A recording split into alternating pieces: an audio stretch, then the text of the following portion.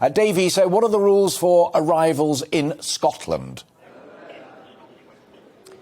Yeah, well, the rules at the moment, Alistair, are that you have to have a PCR test on departure. There's huge bays out there where people can drive up and get that PCR test, then park the car. There's also a walk-in centre right next door to it where people can do that. Obviously, that's going to cost them money on top of the holiday as well. So that's going to be done on the way out. On the way back, you've got to have a PCR test within 2 days of coming back. So then there's another cost as well. And not just that, the hassle of actually having to go and do the test as well. So that's where we stand at the moment. But as you say, for England, it's about to get much, much easier. No PCR tests, lateral flow instead, and the merging of amber and green together, which will allow more countries to come on board, people allowed to fly to other countries. Now, people in Scotland will get the benefit of being able to fly to other countries, but as ever up here, it's a more cautious approach, and the PCR test is going to remain in place for the time being.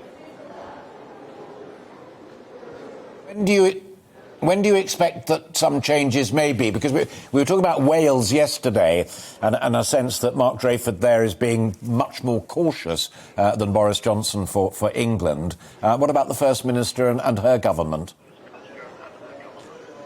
Well, that's a very good question, because you would think that, October is the start of when this is actually going to change, the start of October. However, you look around Edinburgh Airport here, and I'm sure you can see over my shoulder, it's empty.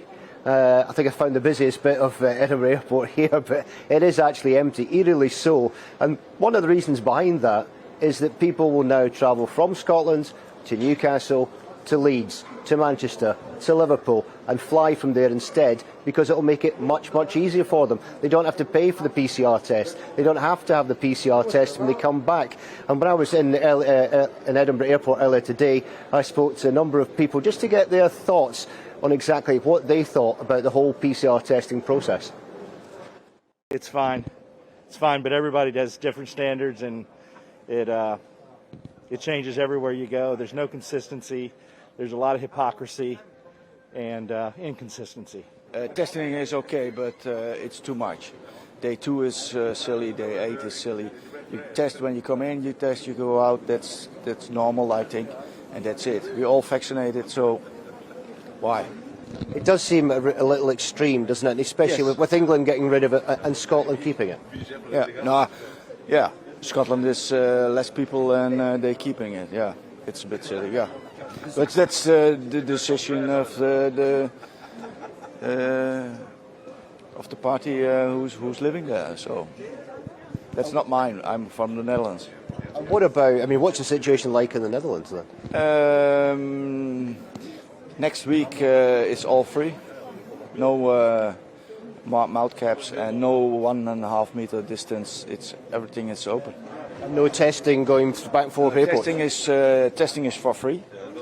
It's you can test, but it costs no money. So we're testing and it's free. I think it's a good idea at the moment. I think that the cases are increasing in the United States, so it's a good idea to keep safe. Obviously, there's going to be a lot of unhappy people in this country because of the costs involved that aren't obviously the same down in England. Yes, I don't know about England. Sorry. But what about, generally, what do you think about, the whole costs involved and the hassle of actually getting these tests? We've talked about that a lot, about how much money is changing hands because of all of these tests, and it does seem to be a concern. We saw the mixed array of views, but certainly one thing that came out of it completely there, Alistair, was the fact that the inconsistency of the testing.